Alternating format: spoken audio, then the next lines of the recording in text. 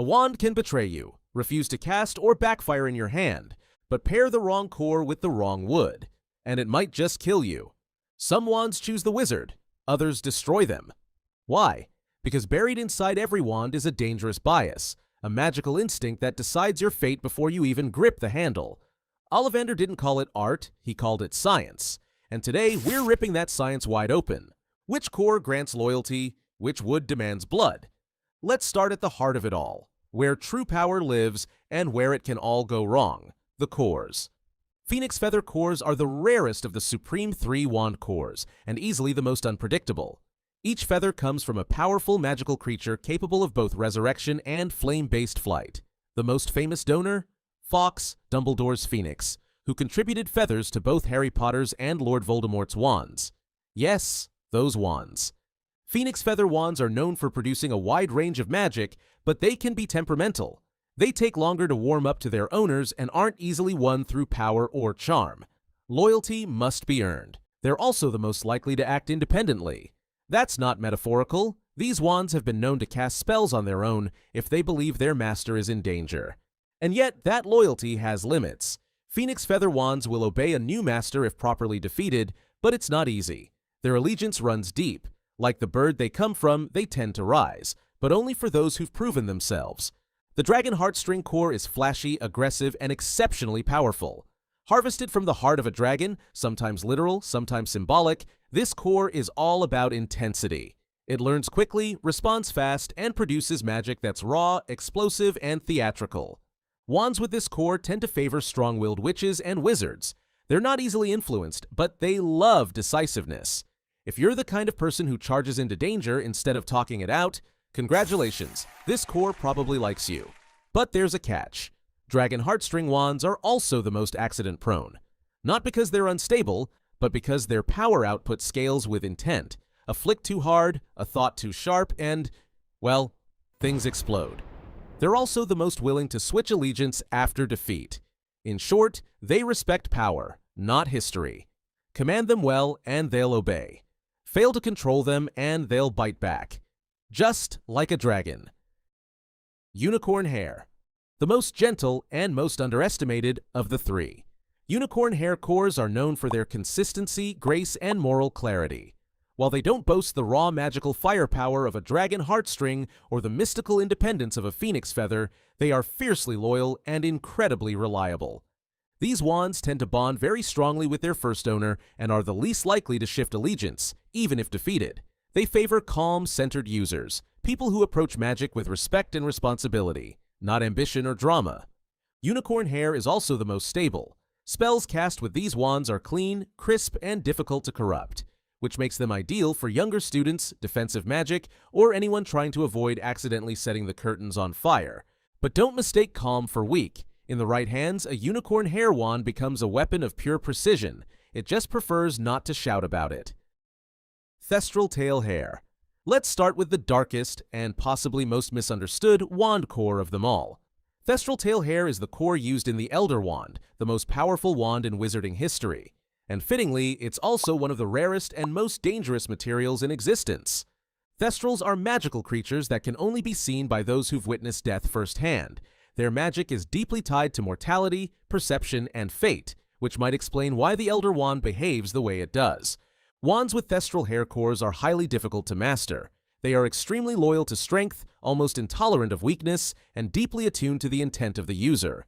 If you're not ready to command them fully, don't expect them to cooperate, or survive the attempt. Vela Hair. Used famously by Fleur Delacour's wand, Vela Hair is extracted from the magical, part-human creatures known for their beauty, charm, and fiery temper.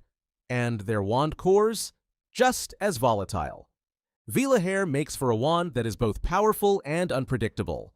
These wands have strong magical surges, but suffer from instability and moodiness. They often act in unexpected ways or resist spells they don't like.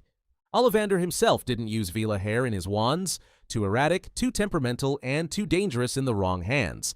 But if you manage to master one, it tends to favor emotional magic. Love, protection, and yes, fire. Just don't expect it to listen every time.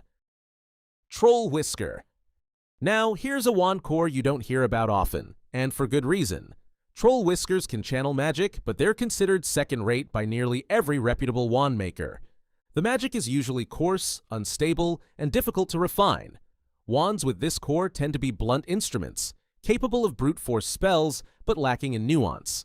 Think giant club over surgical wand work. They've also got a nasty reputation for going wild if provoked. A troll whisker wand is more likely to spark unexpectedly, backfire during complex spells, or, in some cases, just snap from magical stress.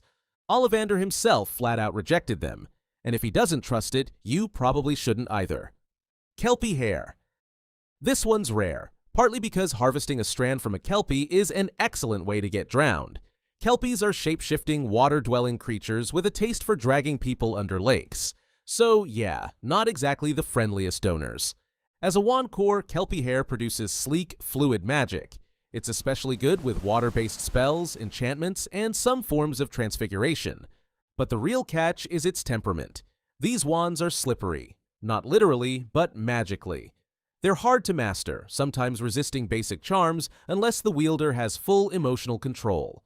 Paired with the right witch or wizard, though, a kelpie hair wand can cast with eerie elegance, almost like it's swimming through the spell. Next, we have the magical cores of American wand making, specifically those used by the legendary wand maker Isolde Sayre, co-founder of Ilvermorny. Wampus cat hair is strong, physical, and aggressive. Wands with this core favor warriors and duelists, users with sharp reflexes and quick instincts. Think brute force meets magical intuition. Thunderbird feather channels storm-based magic and is incredibly reactive to danger. These wands can cast powerful spells before the user consciously decides to, especially in high-stress moments. Horned Serpent Horn favors scholars and intuitive minds. It responds best to deep thinkers and those who approach magic as a structured art, not a chaotic blast. These cores are rare in Britain, but they reflect just how culturally diverse wand lore can be, and how magical personality isn't a one-size-fits-all situation. White River Monster Spine Core. This core doesn't hum, it growls. Used by American wand maker Violetta Beauvais, White River Monster Spine produces a wand that binds fast, hits hard, and holds a grudge. The creature it's taken from is rare, territorial, and nearly impossible to subdue. So is the wand. Spells from this core come out fast and forceful. There's no hesitation, no restraint. Defensive magic, in particular, becomes a weapon, blunt, decisive, and instinctive. The wand doesn't protect, it retaliates. It's loyal, but not blindly. The bond must be earned, through conviction, not charm. Wield it with clarity, and it will strike before you speak. Wield it with doubt, and it won't strike at all. Rougarou Hair Core. Dark, unstable, and bred for violence. Rougarou hair comes from a shape-shifting beast native to Louisiana. Half man, half monster, all fury. The wand it powers reflects that nature. Volatile, aggressive, nearly impossible to reason with. Magic cast from this core is laced with raw force. Even minor spells carry weight. In the right hands, it's a duelist's dream. In the wrong ones, it's a curse waiting to happen. Wand makers describe it as unpredictable. Others call it cursed. But there's no question, it favors those who act without hesitation. Rage becomes power, caution becomes weakness, and once it tastes adrenaline, it remembers. Kneazle Whiskers Core. A fringe core. Rare, distrustful. Kneazles are half cat, half magical sentry. Their whiskers, when used in wand making, produce an instrument that reads more than magic. It reads intent. These wands not only resist dark magic, they resist dishonesty. Even simple charms falter if the caster's words don't match their will. Some wand makers refuse to work with it. Too stubborn, too sensitive, too aware. But in the hands of someone honest, or someone too clever to be caught, the wand sharpens like a blade. Subtle magic, protective enchantments, truth detection, not showy, just precise, and utterly unforgiving. Dittany Stalk Core. Healing in wand form. But don't mistake that for weakness. Dittany is one of the most powerful magical plants in existence, capable of mending flesh, knitting wounds, and stopping bleeding in seconds. As a wand core, it carries that same restorative force. But it doesn't work on demand, it works on intent. Wands with Dittany Stalk are rare and stubborn. They won't channel destruction unless there's a purpose. Defensive magic, healing, warding, these come easily. But dark curses or violent force, the wand resists. Sometimes subtly, sometimes not. This core isn't peaceful. It's protective. and it never forgets what it was grown for. Basilisk Horn Core. This is not just rare, it's forbidden. Basilisks are bred for killing. Their very presence is toxic to life, and yet, in the hands of a wand maker willing to take the risk, their horn produces a wand of terrifying clarity. Basilisk horn wands don't hiss. They strike. Fast, silent, final. They bond quickly but shallowly. Most wand makers describe them as obedient, not loyal, as if the core is calculating, not feeling. Magic cast through a basilisk horn is smooth and cold. It doesn't falter, it doesn't blink, and it absolutely does not forgive. Coral Core. Born from the sea, buried in wand lore. Coral, specifically from deep magical reefs, produces a wand that responds to emotion as much as intention. It's ancient, porous, and highly reactive to the energy around it. This core favors witches and wizards with empathy, not sentimentality, but attunement.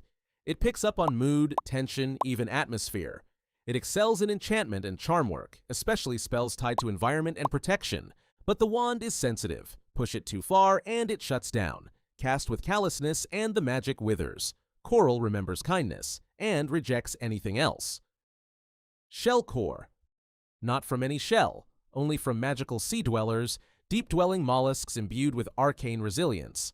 Shell cores are hardened by pressure. So are their owners. These wands are naturally defensive. Shielding charms, environmental barriers, and protective enchantments flow cleanly. But they don't stop at defense. They adapt. Recast the same spell in a new context, and the wand adjusts. Shape, timing, impact. It doesn't favor aggression, but it can survive it. These wands grow stronger with exposure. The more pressure they face, the more power they draw. Just don't let them go brittle. They remember fractures. Fairy Wing Core.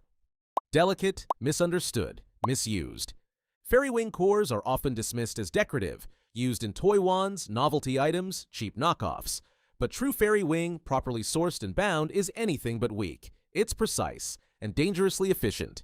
These wands specialize in fine detail magic, illusions, light manipulation, charm work that requires finesse.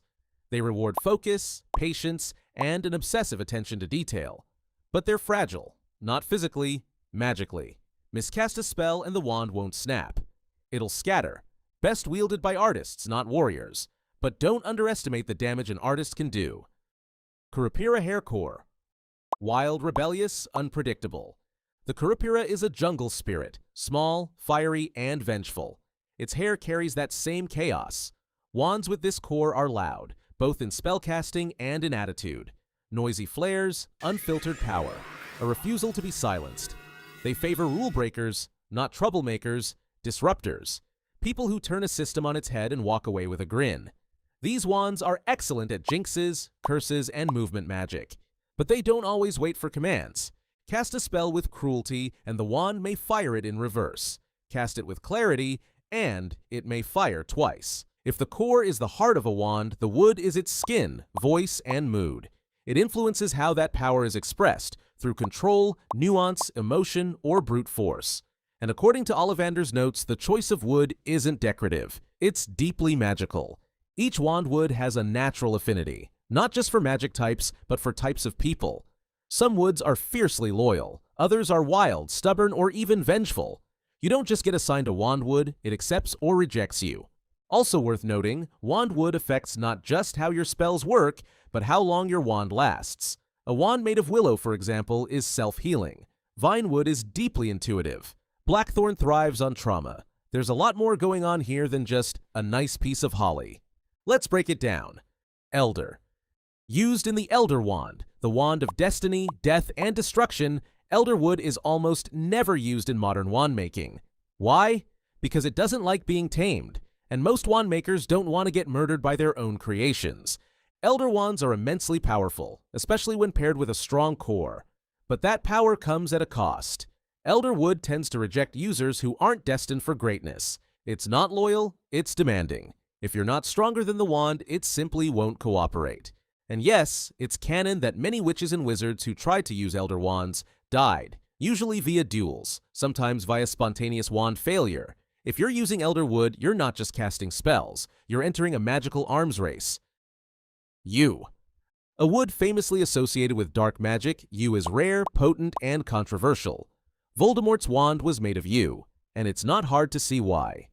Yew wood responds to ambition, cunning, and command. It's naturally attuned to high-level spell work, and, importantly, it retains a memory for cruelty. This isn't a wand wood for casual users. It requires control. But that doesn't mean all yew wand users are evil. It's just that yew enables power. Whether that power corrupts or protects is entirely on the caster. That said, yew wood doesn't get along well with hesitation, so make up your mind quickly, or it might make it up for you. Holly. Holly is one of the most spiritually charged woods in wand lore. It's associated with protection, rebirth, and moral alignment.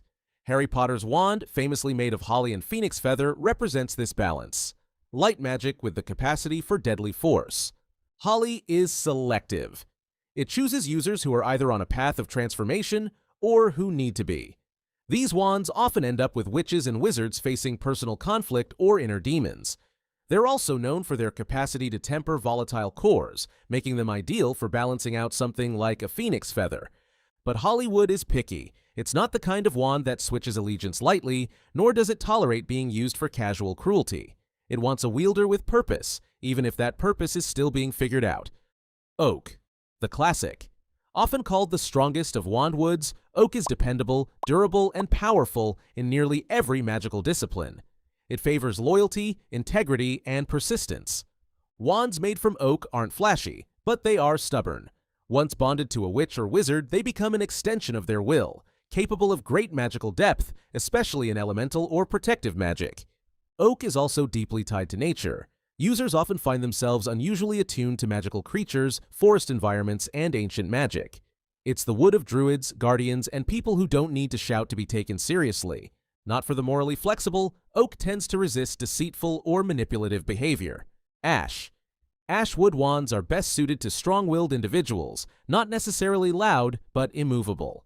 Ollivander noted that wands made from ash refuse to work well for anyone but their original owner. They often favor users who are independent thinkers or natural-born leaders, especially those who stick to their beliefs under pressure. These wands don't switch sides. They don't compromise. They're known for their reliability and their resilience in battle.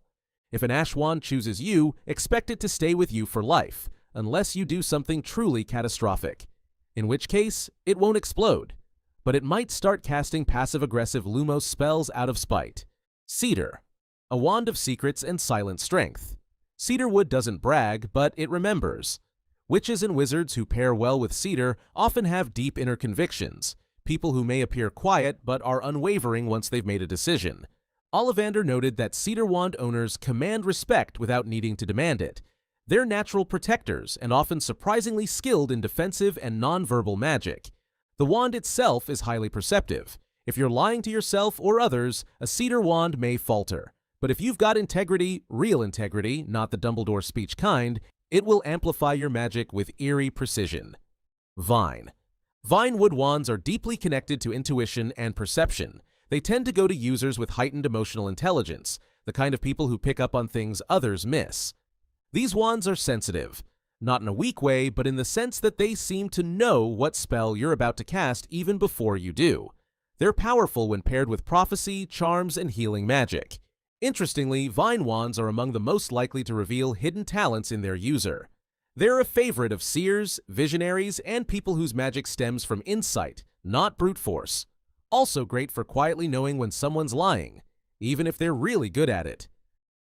Willow. Willow is the recovery wand, associated with healing, renewal, and overcoming hardship. It favors those who've been through something, not necessarily heroes, just survivors. This wood is semi-self-healing, which means willow wands often last longer and recover from damage that would snap others in half. They reward perseverance and humility, people who failed and learned from it. Despite that, willow wands are often mistaken for being lesser until they outpace everyone else in practical spell work. They tend to be quiet performers, and while they're often chosen by users who doubt themselves, the wand rarely doubts its master. Hawthorn. A contradictory wand wood. According to Ollivander, Hawthorn is best suited to a user with a similarly conflicted nature, someone wrestling with inner turmoil, contradiction, or volatility. The magic it produces is powerful, especially in healing and curses, which are, strangely enough, two sides of the same magical coin. Hawthorn wands are complex, they don't like simple answers, and they absolutely hate indecisiveness. If you master it, the rewards are immense. But be warned, Hawthorn wands have been known to act out when neglected or misunderstood. Yes, your wand might mood swing. It's that kind of wood. Blackthorn. Blackthorn is the battle wand. It bonds best with users who are no strangers to adversity. Warriors, survivors, and those who've had to fight, literally or metaphorically. This wood thrives in conflict. It actually becomes more powerful the more danger it's exposed to. That doesn't mean it enjoys violence, but it does mean that if you're ever dueling for your life, it wants to be there. Blackthorn wands are rarely passed on. They often die with their owners. And if you try to use one without earning its respect first, expect magical blowback, and possibly a wand that just refuses to cast for you at all. Chestnut. This one's a little unpredictable. Chestnut wood reflects its users' values, and not always in a flattering way. It works incredibly well for witches and wizards who are passionate, driven, and magically gifted. But it can also amplify arrogance, vanity, or obsession. It's particularly responsive to magical beasts and herbology, making it a favorite for magizoologists and potion masters. But in the hands of someone selfish or glory-hungry, it tends to become unstable or overly forceful. In short, Chestnut doesn't judge, but it does mirror. If your priorities are in check, it'll serve you well. If not, prepare to be publicly exposed by a piece of wood. Snakewood. This wand doesn't whisper. It watches. Native to rare toxic groves in South America, snakewood is difficult to harvest and even harder to master. Its wands are striking to look at, dark, coiled, and veined like something alive. And that appearance reflects the core truth. Snakewood wands don't serve lightly. They bond with those who embrace risk. Those who move with precision, speak little, and act only when the odds are tipped in their favor. Its magic is defensive, venomous, and often reactive, waiting for the right moment to strike. Some wand makers refuse to work with it, not out of fear, out of respect. Because once snakewood chooses you, it watches everyone else like prey. Acacia. Acacia wood is selective. Not rare, just particular. Many wand makers say it refuses to perform simple spells. Not because it can't, but because it won't. These wands choose their owners carefully, and once chosen, they don't take kindly to being passed on. They respond best to masters with subtlety, not showmanship. Someone who acts with precision, not noise. Powerful in the right hands, completely inert in the wrong ones. And even in the right hands, it keeps secrets. Most spells cast with an acacia wand don't look impressive. They just work. Alder. Contrary to what its softness suggests, alder wood doesn't bend. It obeys, always, but only once. Wands made of alder are known for their unwavering loyalty. They bond quickly and resist separation. Not out of affection, out of alignment. These wands don't care about charm. They care about purpose. They favor nonverbal magic, quiet spells, strong silence. If you find yourself explaining your intent, an alder wand probably wasn't meant for you. It responds to those who know what needs doing, and do it. Apple. Apple wood wands are rarely sold, not because they're weak, because they're dangerous in the wrong hands. Traditionally associated with charm, life magic, and enchantment, apple wands carry a quiet intensity. They favor users who are pure-hearted, not innocent, but incorruptible. People with a vision. People with a burden. When paired with the wrong core, they've been known to malfunction, not by exploding, but by misfiring in subtle, disorienting ways. The result? Spells that work, but not how you expected. The magic is strong, but the wood has limits. Break its values and it breaks you. Aspen. Favored by duelists. Feared by cowards. Aspen wands are drawn to those with nerve, not noise. The bold, not the brash. There's something about this wood that sharpens reflexes, accelerates decision-making, and refuses hesitation. Used properly, it's a surgical weapon. Clean magic, fast strikes, precise execution. But it does not tolerate insecurity. Doubt clogs the magic. Emotion slows it down. This wand doesn't care why you fight, only that you never flinch. Beech. Beech is the wood of quiet wisdom. Not age, understanding. These wands perform best in the hands of those who think before they act and listen before they speak. Not book smart, insightful. Open to learning but unwilling to settle for easy truths. Beach wands are not powerful by default. They grow in strength as their owner does, which means if you're arrogant, short-sighted, or inflexible, it stays asleep. But in the hands of someone evolving, someone who questions, reflects, and adapts, it becomes something else entirely. A mirror sharpened into a blade. Black walnut. Black walnut demands honesty. To others, to magic, and most importantly, to yourself. This wood is intensely attuned to its master's internal state. It performs best with those who understand their own complexity. Someone unafraid of contradiction, capable of nuance. It sees through facades, even ones the wielder doesn't realize they've built. Wand makers say black walnut becomes dangerous when paired with delusion. The more you lie to yourself, the more unstable it becomes. Mastery comes not from power, but from truth, and once found, it doesn't let go. Cherry. Cherry wood looks delicate. It isn't. Its wands are lethal, refined, elegant, and shockingly powerful, especially in the hands of those who keep their ambition quiet. This wood doesn't seek attention, it seeks control. Paired with a proper core, cherry wands have been known to produce devastating magic, sometimes without warning. They don't misfire, they overperform. Japanese wand makers once considered cherry the mark of those destined for greatness, not because of raw skill, but because they understood silence, restraint, and when to break it.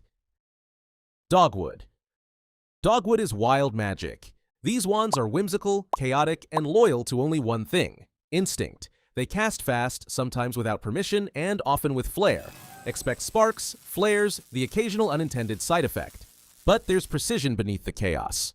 Dogwood wands love cleverness. They reward creativity, improvisation, and wit in the heat of the moment. They're erratic in calm hands, unstoppable in quick ones. Try to tame it, and it resists. Trust it, and it dances. Ebony. Ebony is uncompromising. These wands are drawn to those with conviction, people who don't ask permission, who stand alone without fear. They resist groupthink. They reject indecision. Ebony wands are powerful in combative magic and transfiguration, but their real strength lies in identity. Once bonded, they're nearly impossible to master by anyone else. Used by leaders, rebels, and the dangerously self-assured, ebony doesn't bend. It either breaks its opponent or outlasts them. Sycamore. Sycamore wands burn for discovery. They're drawn to restlessness, not chaos, but curiosity. Their ideal owner is never content, always reaching for something just out of sight. A new spell, a new boundary, a new way to do what's never been done. When challenged, they ignite. When bored, they decay.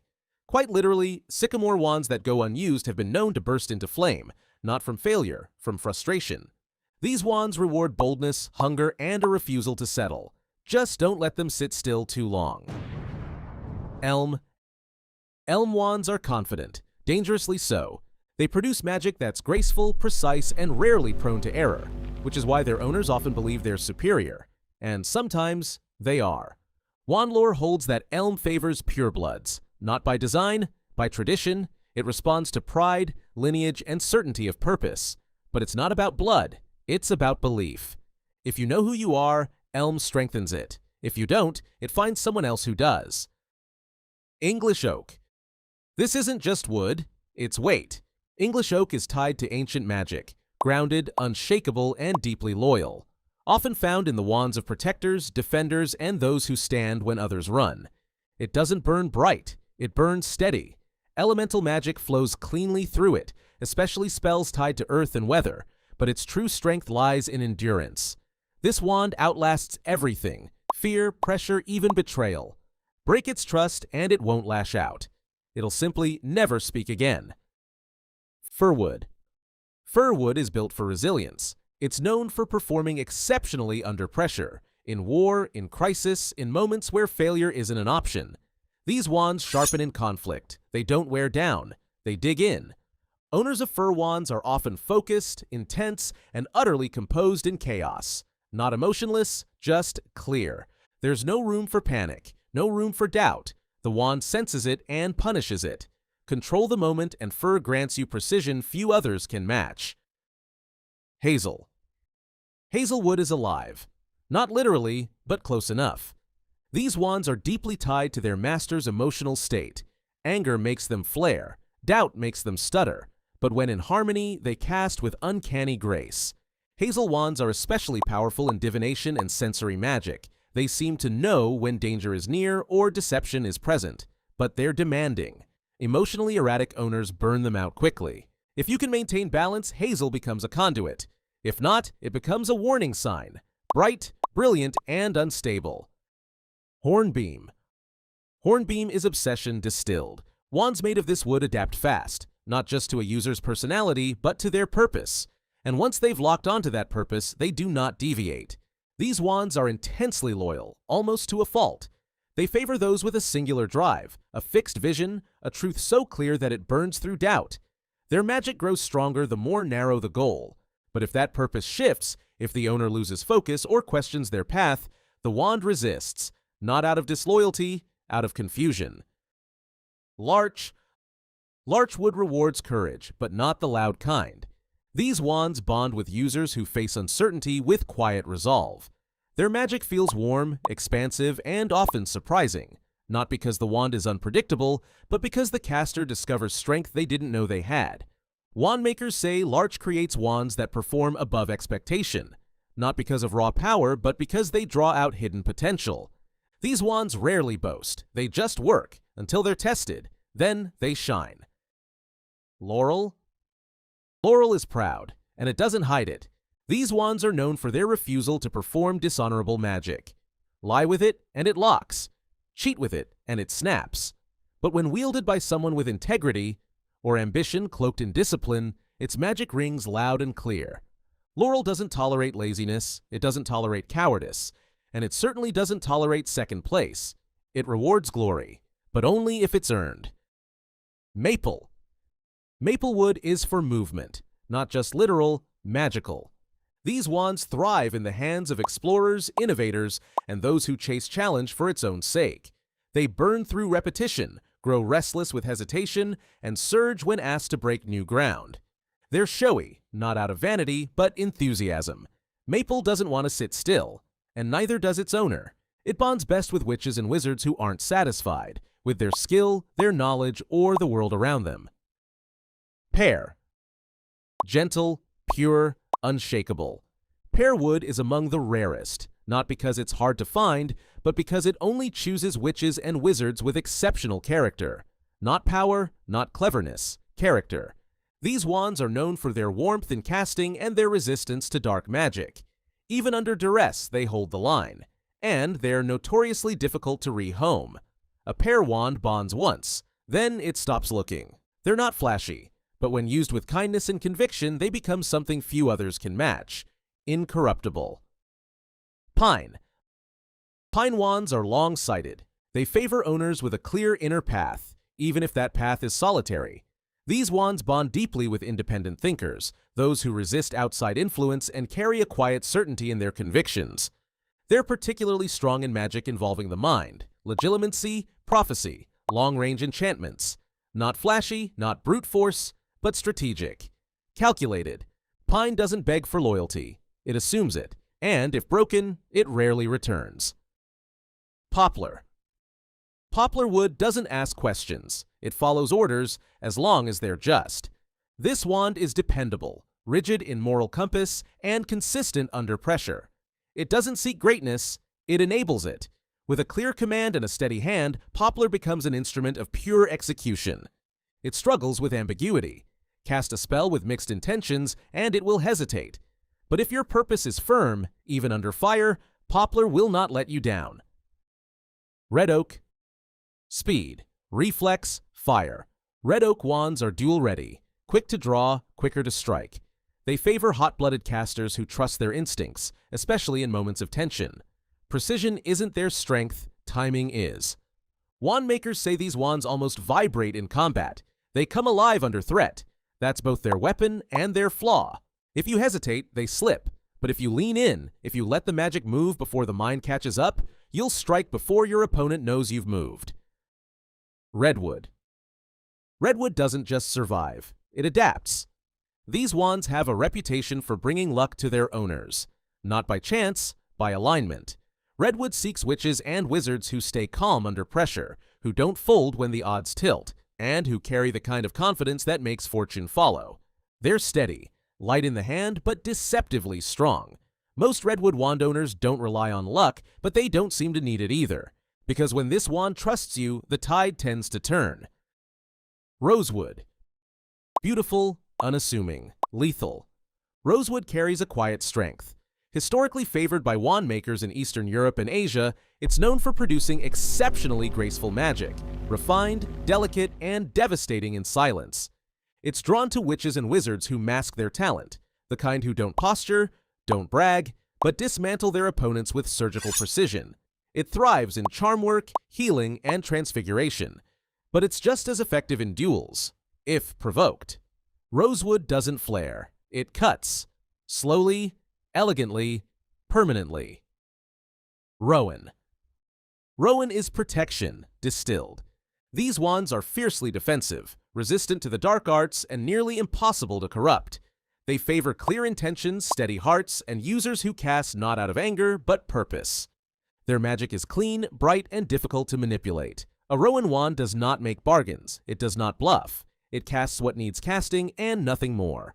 Wand makers say it often chooses the quiet ones, but in a duel, quiet turns lethal fast. Silver Lime. Silver Lime hums. It vibrates faintly in the presence of magic, especially unseen magic. These wands have a particular affinity for seers, legilimens, and those who operate just outside the visible edge of spellwork. They're highly sought after, not just for their sensitivity, but for their responsiveness. A Silver Lime wand doesn't wait for instructions.